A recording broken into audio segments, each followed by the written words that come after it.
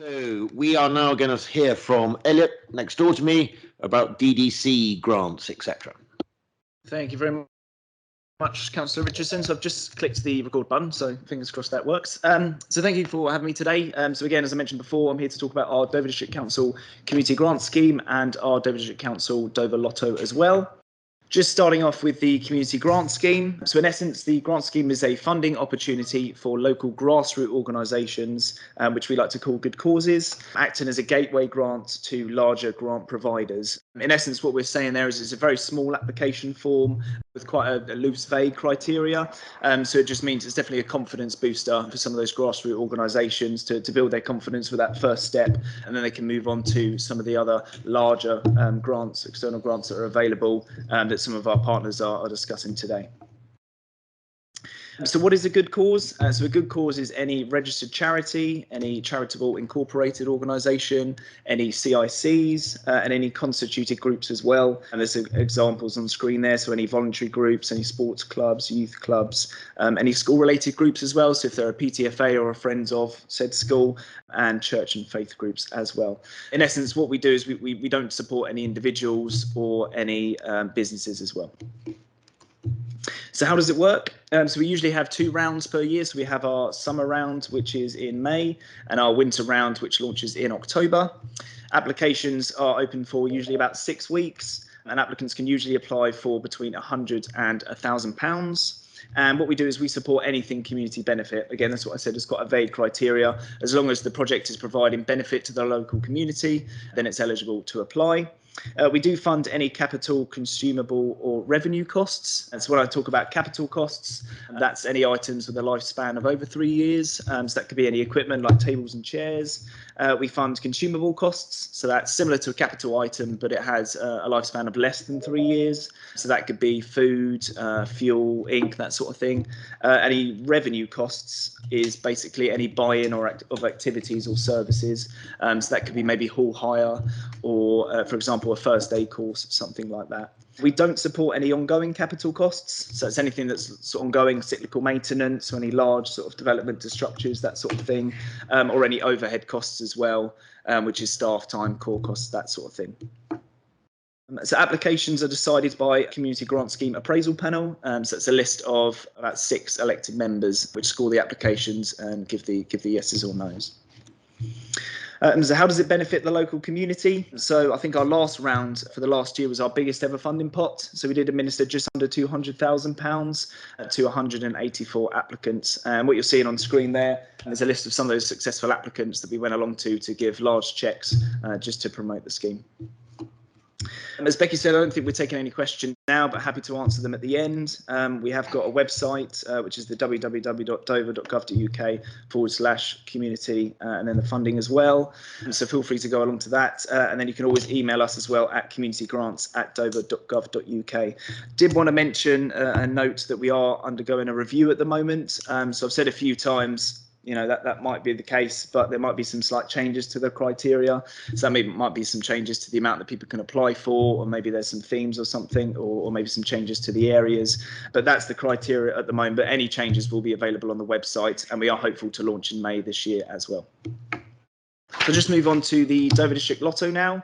So the lottery obviously works in a slightly different way.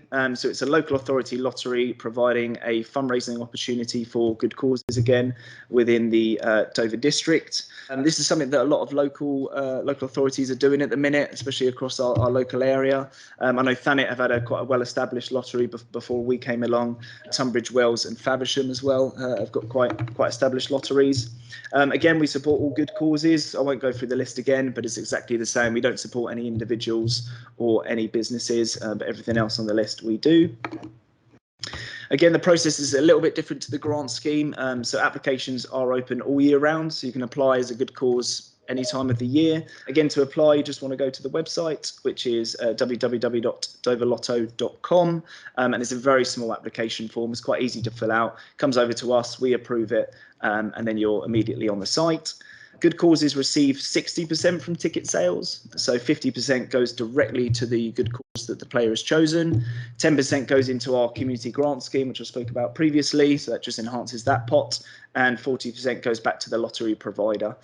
So if I was a player and I went on to play the lottery, I'd choose a scheme.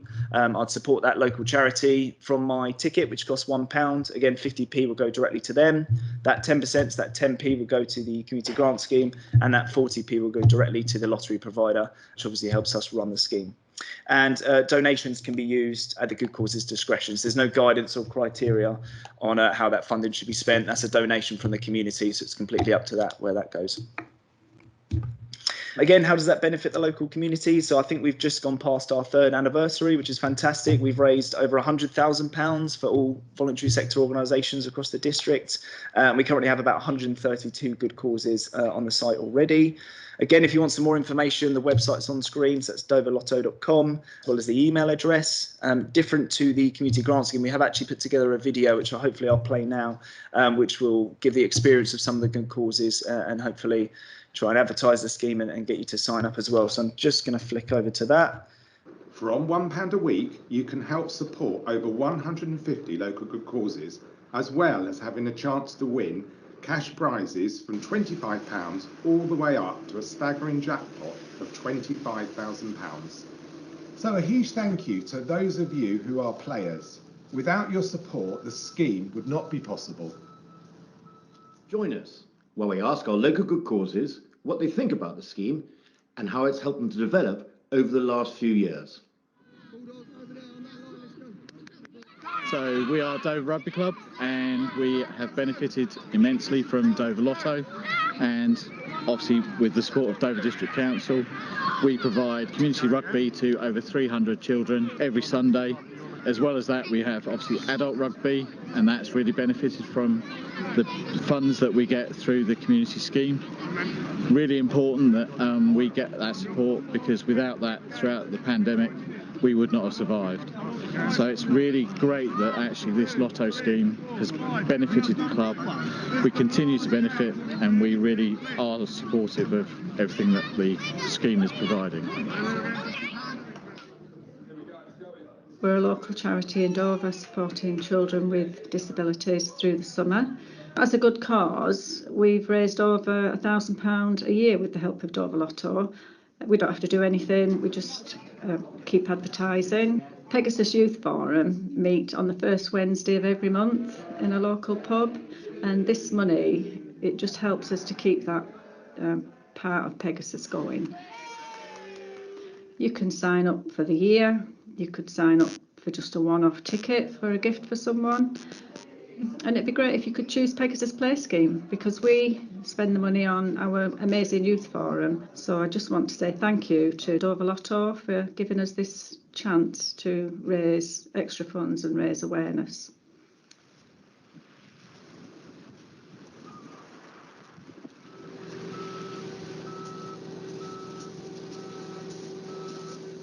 My name's Chris Winslade. I'm the lifeboat press officer for the Walton lifeboat station. Our purpose, as it has been for the last 198 years, is to save lives at sea.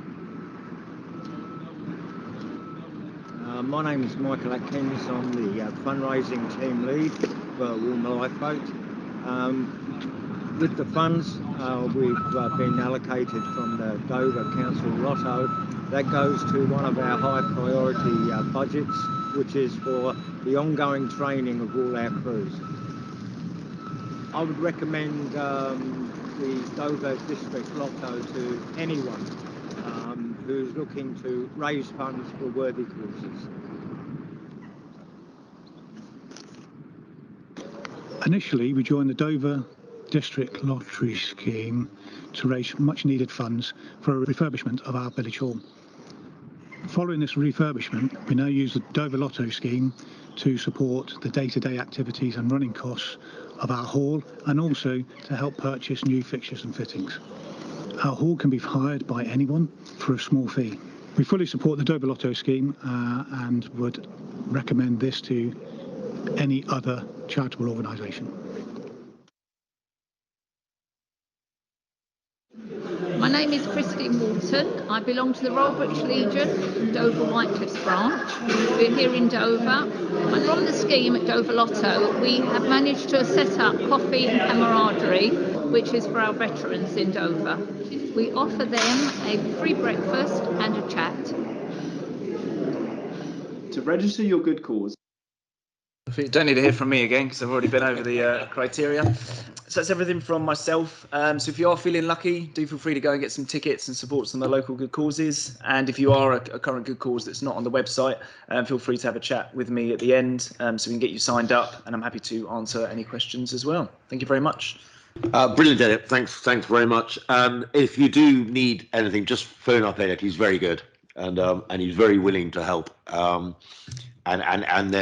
these two, the Lotto and the community grants, are really his cookie. And what he doesn't know about them isn't worth knowing, really. So he is very good. And I think this year the pot is quite large again, isn't it? Yes. Yeah. So it's about the same as it was last year. So there is money there, and please do try and apply for a grant. Right, the next speaker is Kerry Donatati. Oh, I love that. I love that. Thank you. I'm Kerry Donati. I'm from Funding for All, and I don't know whether you guys have come across Funding for All, but we are a charity, and we're supported to provide funding advice to Kent and Medway for all voluntary sector groups. But we do have a priority for smaller ones, but we are here to support all voluntary sector groups, and our support is all about upskilling you with fundraising skills. I have a little presentation, and I know that Elliot's going to very kindly share it, and the presentation will be circulated afterwards because there's one link in particular that may be handy for you. We've put it as a hyperlink on here, and it will take you straight through to the right place. Thank you. So we're going to do a bit of a Chris Whitty. So Elliot, could you do the next slide, please? Thank you. So what we are able to do for you is the core of a lot of what we do is to provide mentoring support for anybody who is from a voluntary sector organisation, whether you are a volunteer or an employee. We would like to be able to find which skills would be helpful for you and your organisation to develop. Maybe go on to the next slide, Elliot. Oh, that's not what I expected. That's fun. Okay. So what we can do with our mentoring project is to be able to, if you are there and you're thinking, right, I've got this big funding project or maybe a small funding project, but you don't know where to start and you don't know how to get going on it, perhaps you would like to work with an industry specialist who will be able to come alongside you and just develop your skill set. We don't come in and do the fundraising for you. Why not? Well, the key to what we're trying to do is to make sure that you have those skills at the end of your time working with us. If we were consultants and bid writers, we'd come in, we'd do all the work, but afterwards you wouldn't have the tools to be able to go on and do what you need to do. So from our point of view, we think that the most beneficial thing we can do for the voluntary sector groups in the area is to be able to give you all the keys to be able to unlock the funding that you need. Other ways that we can help you, we have a lot of online training and it's all free. It's mostly webinars. We do have our virtual conferences as well. And in that training, we look at all different aspects of funding and fundraising. So we look at perhaps social media fundraising is new to you, or maybe you want a bit of support with working out what you can and can't claim for with gift aid. Perhaps looking at donors is something that you would like to try and learn a little bit about, but all of the different aspects are there for you. We also provide one-to-one drop-in sessions. And in our one-to-one drop-in sessions, you have an opportunity to meet with a mentor and perhaps just discuss one aspect of your project without necessarily going down the mentoring scheme. But it may be that you got stuck on a bit or that you'd like a few guidelines, or perhaps you're thinking of different places that you can try and seek funds from. So with our one-to-ones, we have two ways that we do that. You can book in online for a short session, a 20-minute session, either online or face-to-face, or perhaps on the phone. And those happen on the first Friday of every month. But in addition to that, 4 times a year, we give people the opportunity to have a much longer session, a 45-minute session, where you can put all of your questions in advance and you can have follow-up too. And that way you can really explore to a greater depth some of the things that you want to find out about with your funding project. And we're delighted that on 3 of those occasions, Lottery will also be joining us, and Kim and Andy, who are with us today, will also be able to provide 45-minute sessions for you. In addition to that, we also, for those who are on our mentoring program, we do have a guide to fundraising, a book that you can go through at your own time and refer back to, with a lot of useful information about the different aspects of fundraising. On our website, which some of you may have come across before, there is a free database, and you can go in and explore the different things that might be, different pots of money that might be interested in your work. And if you sign up to our newsletter, you will get regular updates about grants that have come available, deadlines for grants, and the training, and any other sector news that may help you with your fundraising. So, could we go on to the next slide?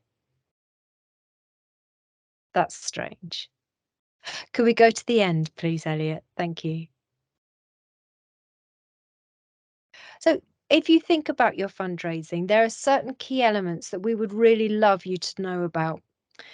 Fundraising normally takes between 4, 5, or 6 months, and it's worth understanding that and planning in advance. That's because it often takes time for a grant to be assessed, and obviously it takes time for it to be applied for. But if you apply for a pot of money and you started spending it on something before you'd heard, you couldn't get reimbursed for that. So it's good to think about the timing and to plan ahead. We do recommend too that you share the load and designate the tasks, so that if somebody is taking on board the crowdfunder campaign on your social media, one person would look after that, but somebody else might look after the donors, and somebody else might look after grants and applications. But it's a really good idea to make sure that it's not all falling on your shoulders, because it's a long-term strategy that's needed, and it can be a heavy load. We also encourage you not to put all of your eggs in one basket. Think about diversifying. Don't become reliant just on grants, and don't become reliant just on donors, for example. But try to diversify and draw income in from different sources, because that way, if one source of income dries up, you've still got something to keep you going. When you're fundraising, make sure that everybody knows about it, whether it's your trustees or committee members, whether it's the people who use the service or the families of the people who use the service, and most of all, your community. Get people involved, let them know that there is a need. Some people will very kindly come forwards and offer to help, and other people may become more interested in your project through it, or become aware of the service that you offer. So share the load and spread the message. As you put together your fundraising, think of ways to make it easy for people to donate to you. There are lots of really good social media apps out there and online platforms that can make donations very simple and very easy. But you don't want to put a lot of work into publicising it, and then someone comes up to you and says, "Oh, I'd like to give you £20 towards it, or £100 towards it," but you haven't got the systems in place to be able to do that. So plan out to make it straightforward. And manage the expectations of your group. We know that not all bids are successful. In fact, there was a figure that was battered around some time ago that only 1 in 9 is successful. That doesn't mean that your bid wasn't good. It just means that there would have been a lot of competition at that particular moment, or maybe the trust had a drop in income. It can be for all sorts of reasons. So manage people's expectations with that and allow people to understand that it will take time and that it may not necessarily come through as you hope it will do. That's another way of drawing support into you and keeping people on board. So make the most of any support and advice. Gosh, if we can help you, we'd love to be able to help you. And there are other great people out there. And obviously, you've got a really good team with Rebecca and Elliot. So ask their advice about things. As you share what you're trying to do and you bring on board advice, that always helps you towards achieving your outcomes.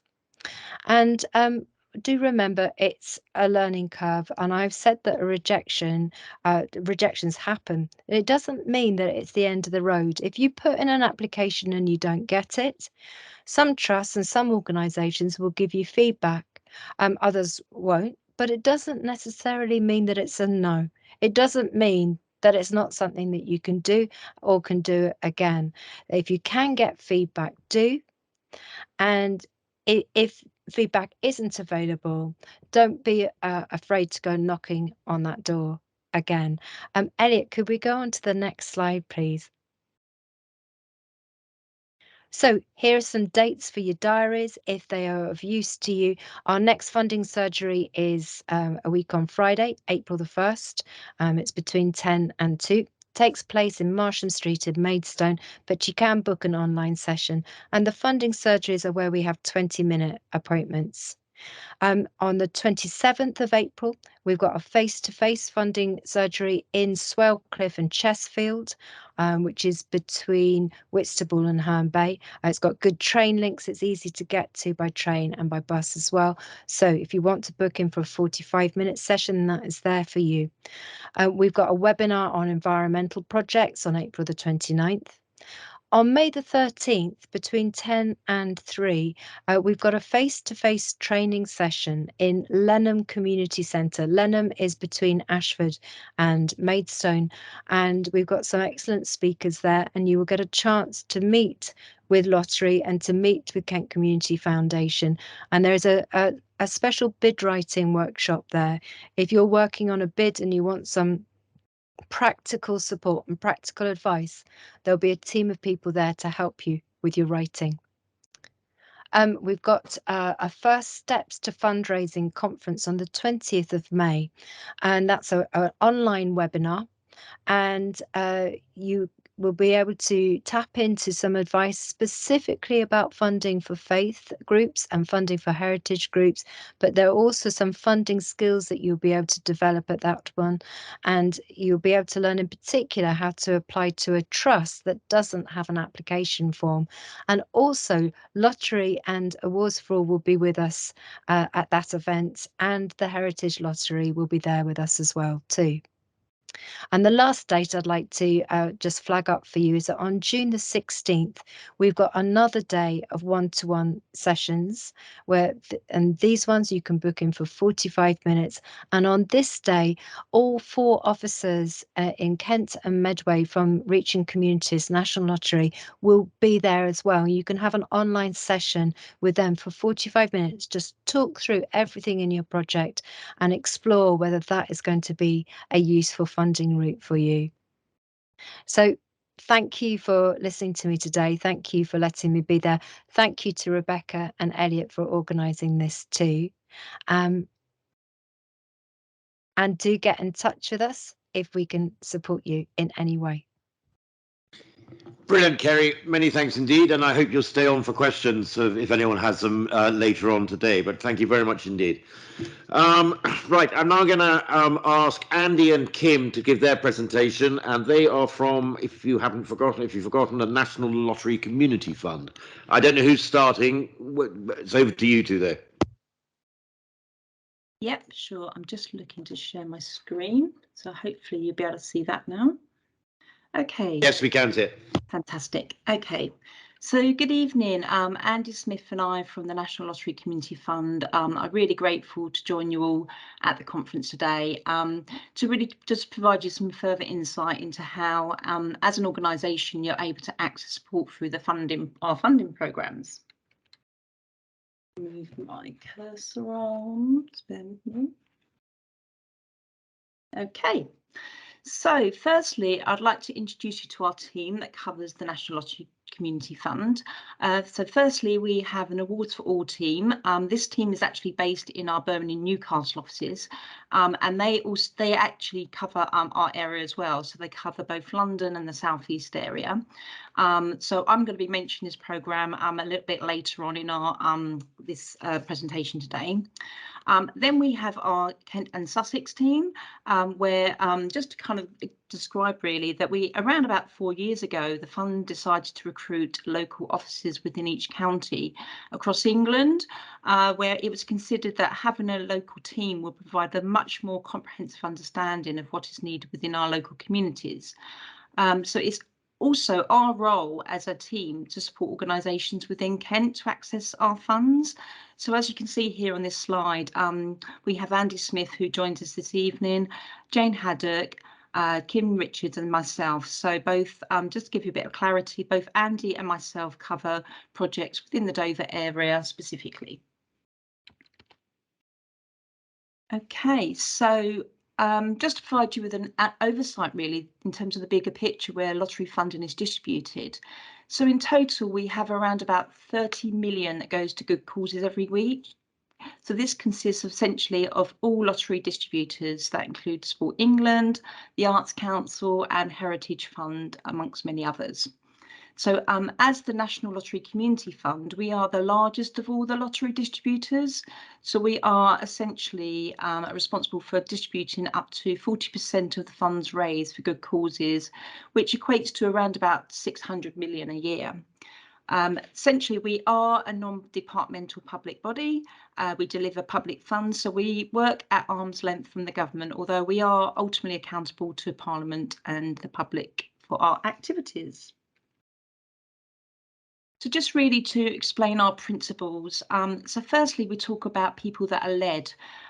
Here we just want to ensure that any project that we fund is meaningful in the way that those who access your services essentially are involved with every step of the process in relation to the development. So we have to kind of see within our projects how the design and the delivery of your work is kind of embedded. So particularly if you're involved in a youth project, maybe that those young people have a voice within that design and development of the project, essentially.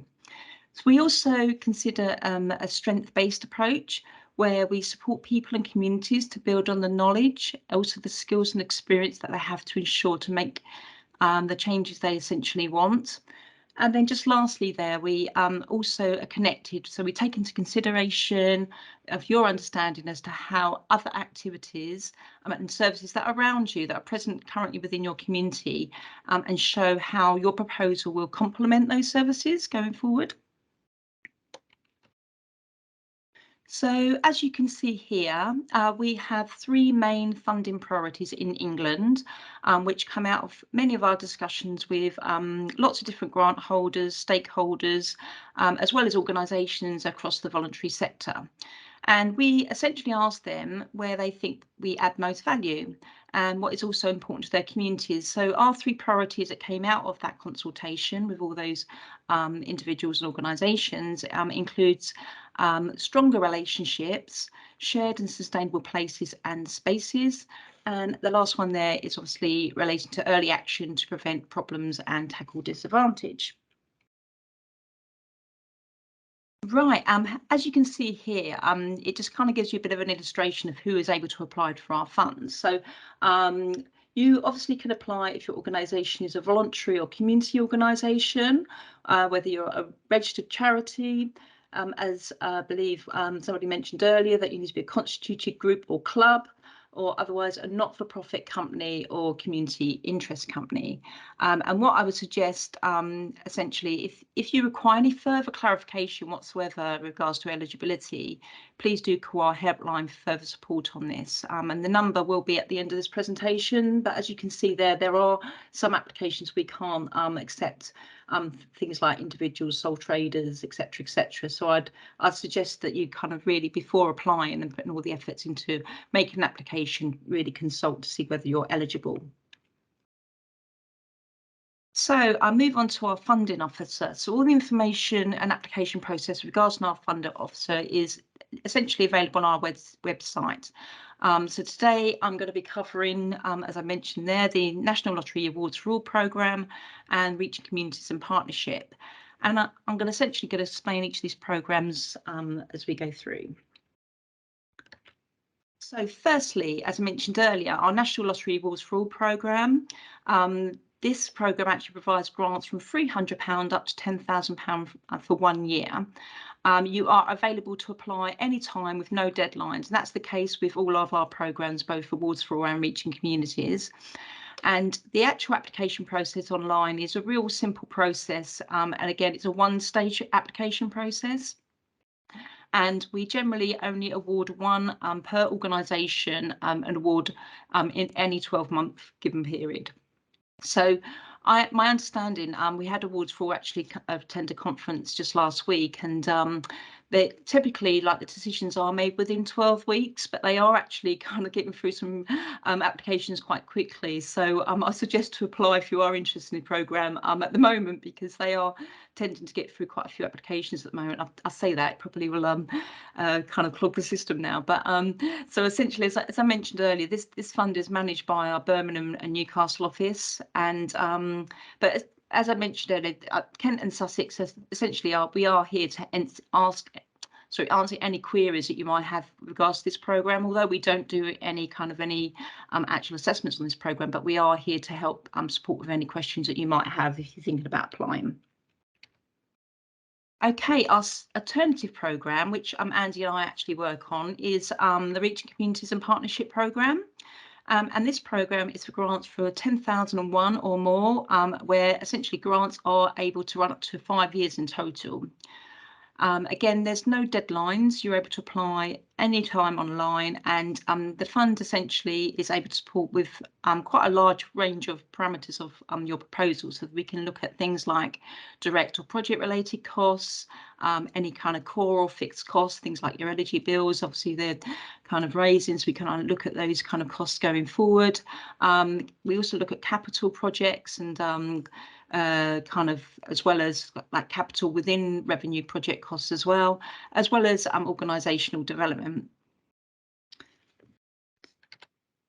So this is kind of like a really bit of a dialogue to appreciate how the type of things that we ask for. So your proposal for funding for the Reach Communities is much more detailed than what an Awards for All process would be. So essentially, we're going to be asking what your organisation does, what you would like to essentially do, where you would like to, where we'd like the work to take place, and just to really kind of mention here that we do offer support to organisations that perhaps go into other counties as well, or areas, and we also kind of help support on a triage basis within our application process, national organisations as well. So we kind of deliver provide support for all projects across England essentially, but just kind of like the process here, really it's just a case of making sure that you kind of illustrate that on the portal when you apply as to kind of where your reach essentially is, so that you can kind of get triaged properly. We also kind of want to know how it will involve your community, as I mentioned earlier, kind of people-led, making sure kind of those that are going to be utilising your service are going to be involved in your service going forward, and also how this fits in with the local activities around you. Again, just as what I mentioned earlier. So we also obviously would like to know who will benefit and what difference, what kind of impact that this project is going to make to your beneficiary group, and essentially how much money obviously that you're going to need and what you would like to spend it on. And again, as this is a multi-year programme, we tend to have programmes for a year, 2 year, 3 year, 4 year, up to 5 years in total. Okay, just to explain the process for our Reaching Community and Partnership applications, this actually is a two-stage process in comparison to Awards for All, which is just the one. So to apply, you just need to visit our website. As I mentioned, just check your eligibility and apply online and provide the answer to the questions that I've mentioned, obviously on the previous slide. The next stage is that you would, within 12 weeks, you will receive an email to advise that you've been asked to proceed to the next stage of the process, or it may be at this stage you've unfortunately been unsuccessful. And just to really mention, on both accounts, you will have the contact details of your allocated funding officer to receive more feedback. And just as kind of Kerry mentioned earlier, as a funder, we do provide that support in terms of making you understand exactly perhaps where your project hasn't been successful and the reasons for that. So if you are then essentially asked to go through to the next stage, you will then meet with your funding officer and submit the information that they request for you to be, that is required to proceed to the next stage. So once all the information has been received, this is then submitted to the second stage decision panel, where it will be at this panel, they will make the final decision. So hopefully this presentation today has provided you a bit more clarity on how you're able to access lottery funding. You are able to find out more, as I mentioned, on our website, or if you'd like more support, there is an opportunity to call our advice team or email us on the following email address. Our advice team are very experienced, some of which have done assessments before, so they've got kind of quite a lot of answers to many questions that you might have. So if you find that you kind of, you're filling out your application, or even before you apply, please do give them a call just to kind of seek a little bit more advice. And as Kerry mentioned earlier, essentially, we do have opportunities to meet organisations in the future. So hopefully we'll see some of you at our next meetup. Thank you. Brilliant, Kim. Many thanks indeed. Just one quick question from me. What's your percentage rate of success when all the applications near come in? What sort of percentage is successful and what percentage are unsuccessful for whatever reason? Yeah, good question. It does essentially really vary. We don't tend to run on percentages. We tend to work with organisations to enable that organisation's proposal to give them the best opportunity at panel meetings. We don't have a percentage that we kind of work to in that as such, to be fair. So I can't honestly give you the answer to that question unless Andy knows any further. No, but what I was just going to add on to that as well, because we have the two-stage process, particularly with reaching communities, even though if you get through to the second stage, it doesn't automatically mean you're going to be awarded funding, but it does tend to mean there's a higher success rate. So that first stage is really sort of like to filter some of the applications that have a higher success rate at second stage. Brilliant, Andy, and thanks for that, Kim. Now, we're going to take questions now, I think. There are approximately 36 guests online, and there are, I counted up in the chamber, 20 in here, so I don't know how you're going to plan on do it. Online, I think you put your hand up, don't you? Is that how it works, Rebecca? So I have asked everyone online to leave any questions in the chat, or if you'd prefer to stay anonymous, you're welcome to email me. Currently, we have just had one comment that was raised earlier on, which was asking Elliot to please put up the website and email address for the DDC Community Grant Scheme. I've said that after today's session, I will be sending out all presentations with information on, but I've also mentioned in the chat about our Keep Me Posted scheme. I don't know if you want to talk about that a bit more, Elliot. Of course, yep, no problem at all. So we do have an instant messaging service here at the council called Keep You Posted. Correct me if I'm wrong, but I think we've got over 100 different topics that you can choose from. So it's everything across the whole department of the councils. That could be planning, community, but there is a fundraising topic on there. So obviously that would be a great thing to sign up to. Usually we send out a funding newsletter every couple of months. So it's different external funds and then any news we have within the council of opportunities as well. But essentially it's an email messaging service that you can sign up with your email. It's free, completely free, and you have complete control of the topics that you can choose from, so it's very flexible as well. Brilliant, Ed. Just one thing also, if you do ask a question in the room, just put your hand up and we'll see. But could you just sort of state your name and the organisation you work for? Yep. Yeah, sorry, just one thing I wanted to add. I did mention it briefly earlier. So we do have the team of community development officers who are geographically across the district in Dover, Deal and Sandwich. So they will be able to help your groups as well. So if you don't know who your community development officer is, either ask online or speak to us afterwards and we can signpost you, and that community development officer within our team will be able to help you with anything around governance, funding, etc., support going forward. So some of them are online today. So Becca is here, Debbie's online, Neil's online, Candice's online, Sarah's online, Elliot's here. So we are here to help as well. So please do ask. Brilliant, thanks, Art. Any questions then in the room here to any of us on any subject? Good evening. My name is Gordon Bryant from the Dover Schools Football Association. We were very lucky to have got a grant from the Dover Community Fund last year, and we are most grateful for that. It allowed us to buy the first kit for about 5 years rather than using hand-me-downs. So we're very grateful for that. My question is really to Elliot, and I hope it's for other groups as well. And that's really is how can we become one of the beneficiaries to the Lotto fund? Thank you very much. So it's a very simple application form online. So again, it's kind of a two-stage process. So when you go to the website, there's a big apply now button that you click.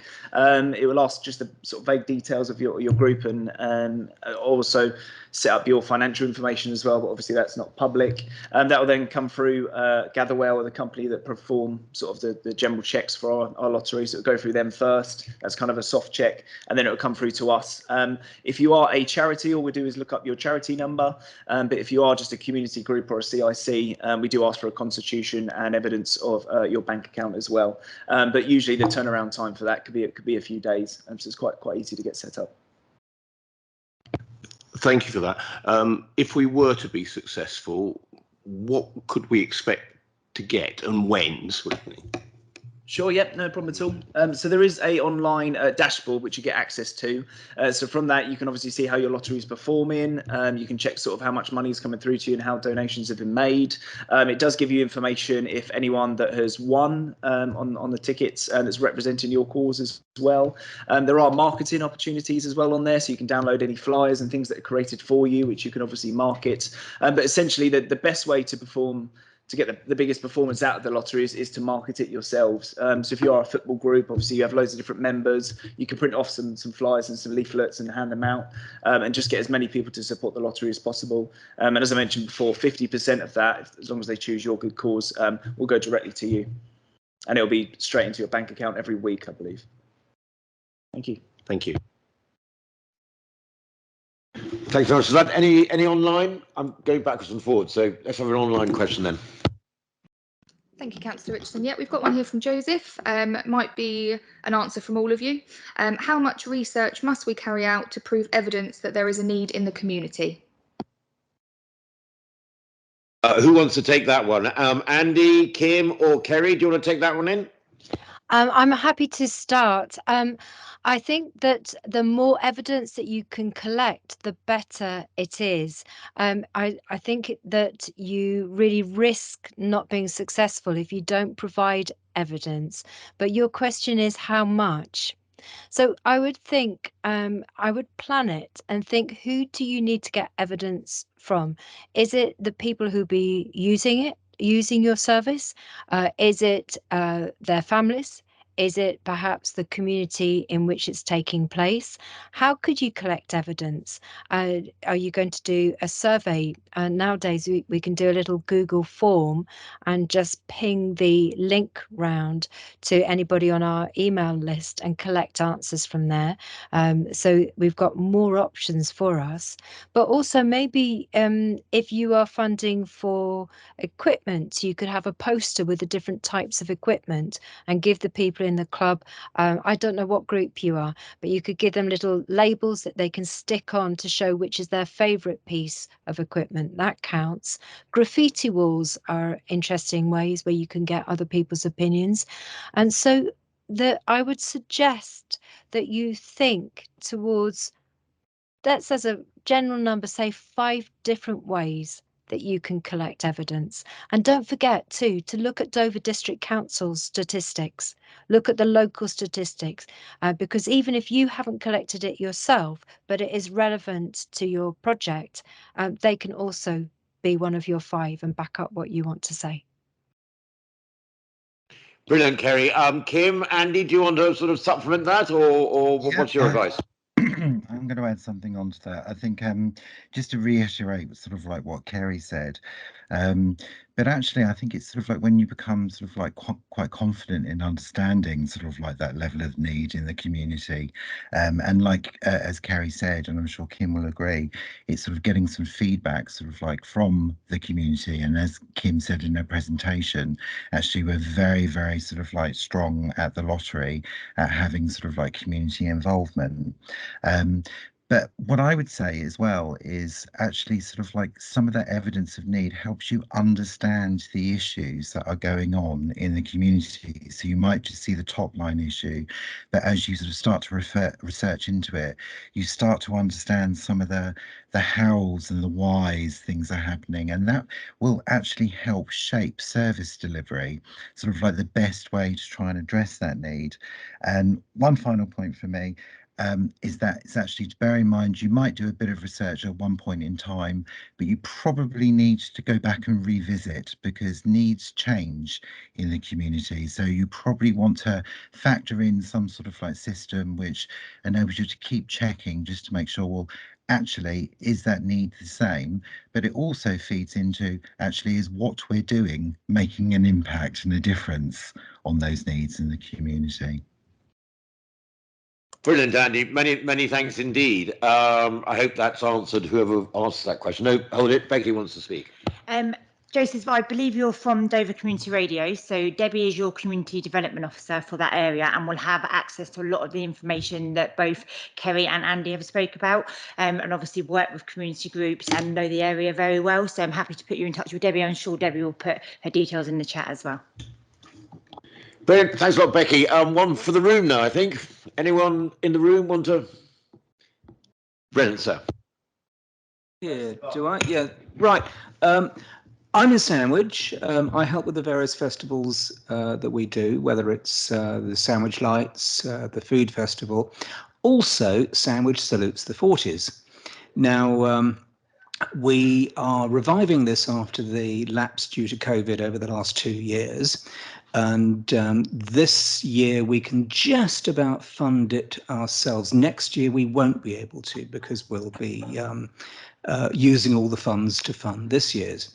Now, what we have encountered is the political element, certainly with Ukraine, and people sort of coming up and sort of saying, oh, we can't fund that because it's people dashing around in army outfits and the like. While the running of the festival and the attraction of the crowds is very similar, almost identical to whether it's a food festival, whether it's Sandwich Lights, or whether it's this, that, and the other that we do. But the Medieval Trust, they dress up. We do have this issue with the sensitivity of people giving the military element, as I said, specifically this year.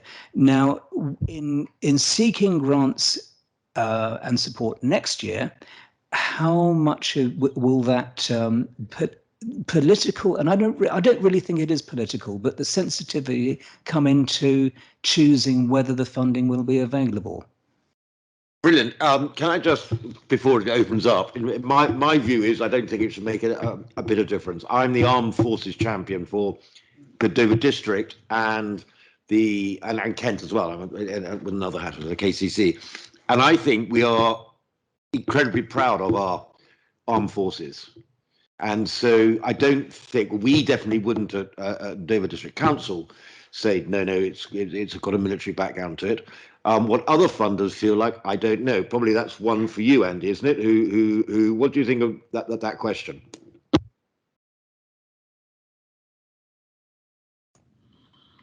In terms of sort of like funding sort of like military sort of like or sort of like type events, Kim, you might have to help me out on this one. because you've got a lot sort of more experience at the lottery than I have.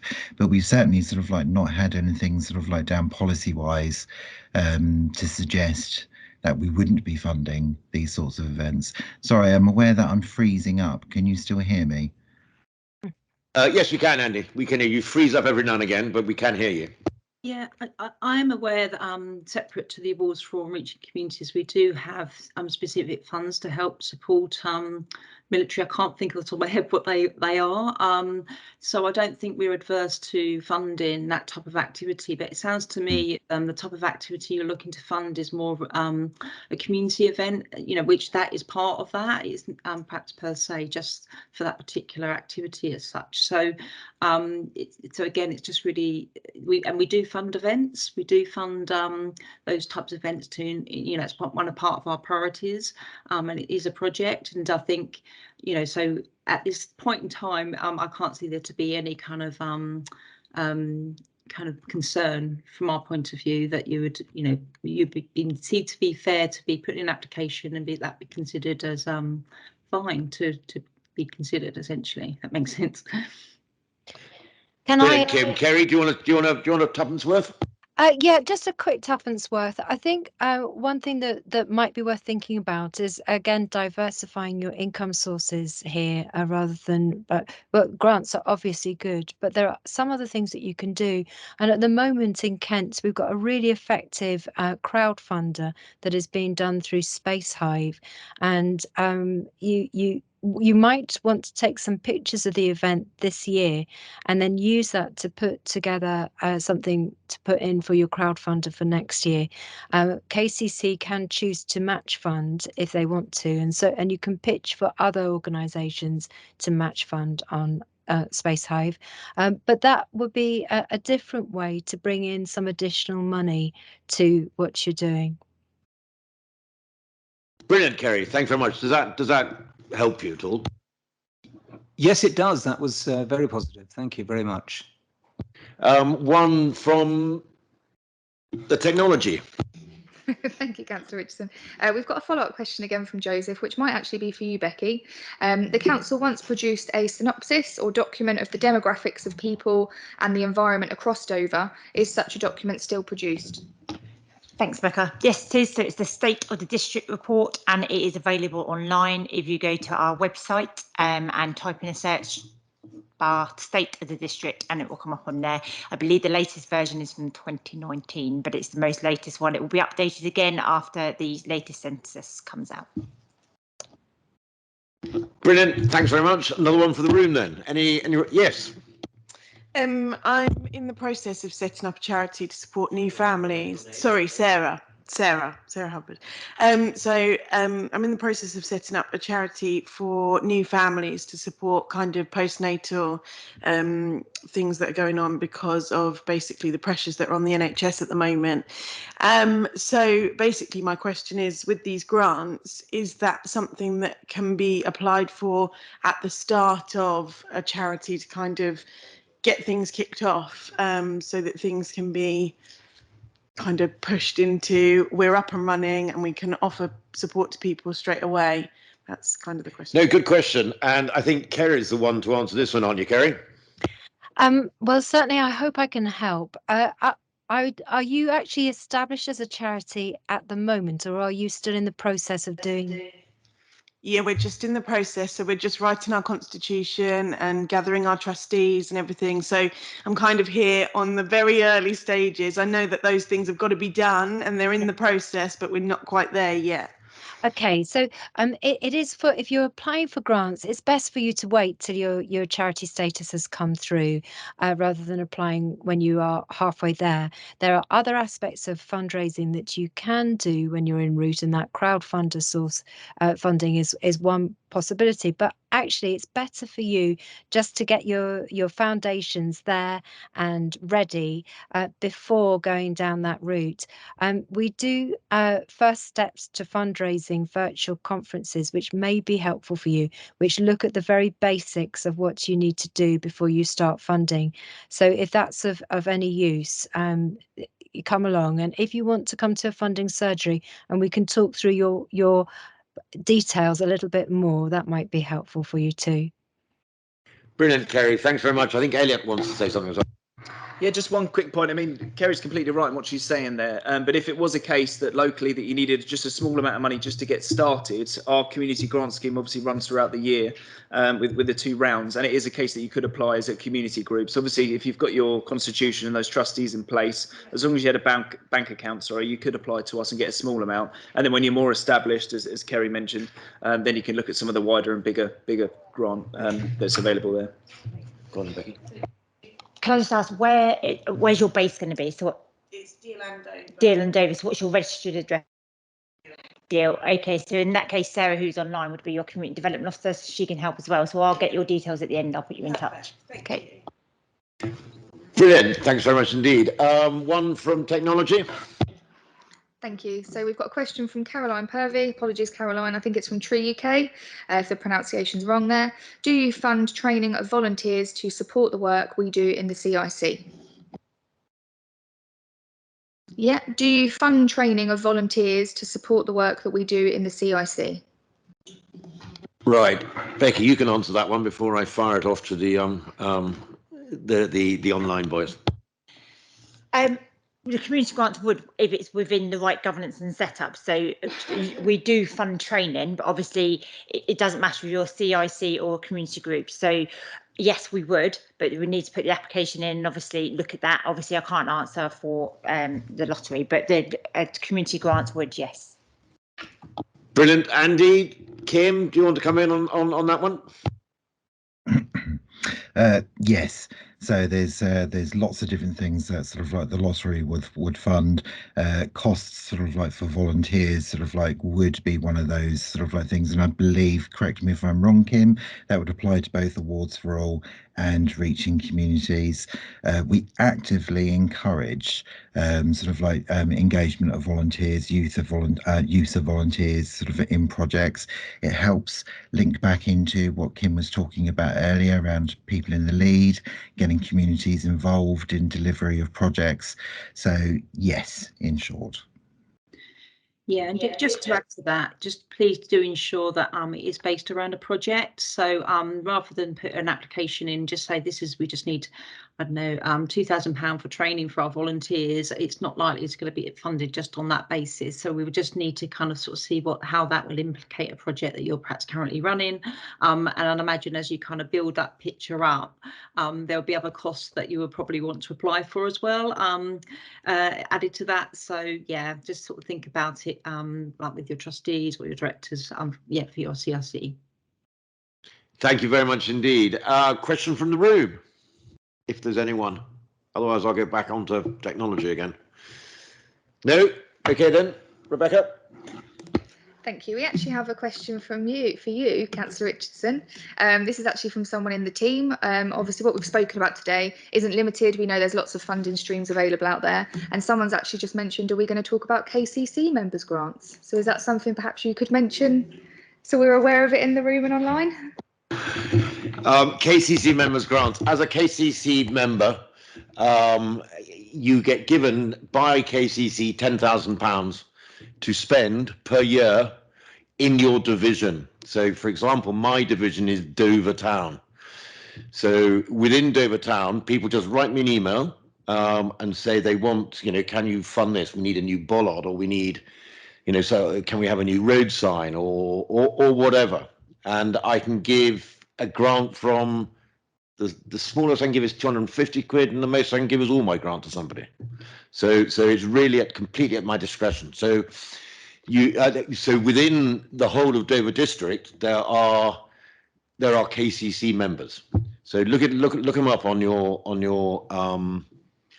Kcc website, and they will, because they're also, so I think it's Derek Murphy and Walmer. I'm just thinking of Sandwich there. That's Sue Chandler. And there's myself and Derek Murphy, myself and Nigel Collar in Dover.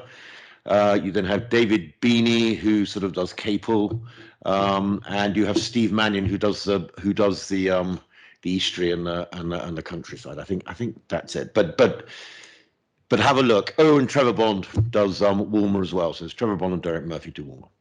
But it is a way of funding, and it's completely at our discretion. And yes, no, I had a little bit of problems by the end. I was still a little bit short, but I think I was able to give it away by the end of the financial year. Let's go for another question from technology then. That's it, I'm afraid. So unless anyone's got any other questions, now's your chance. We'll stay for a minute or so while we wrap up and say thanks. But otherwise, I think that's it from online. Brilliant. None at all. Thank you. All I can say is thank you very much for coming. Andy, Kim, Kerry, thank you very much for being online. And I hope you all have a very good evening. And thank you, Becky. Thank you, Elliot. And thank you, Rebecca, for setting all this up. If you do have any questions at all, please do get hold of Becky or Elliot. As I said, Elliot knows most of these things, and do ask. But thank you very much for coming along, and have a really good evening. And don't forget to do your evaluation forms. Thank you.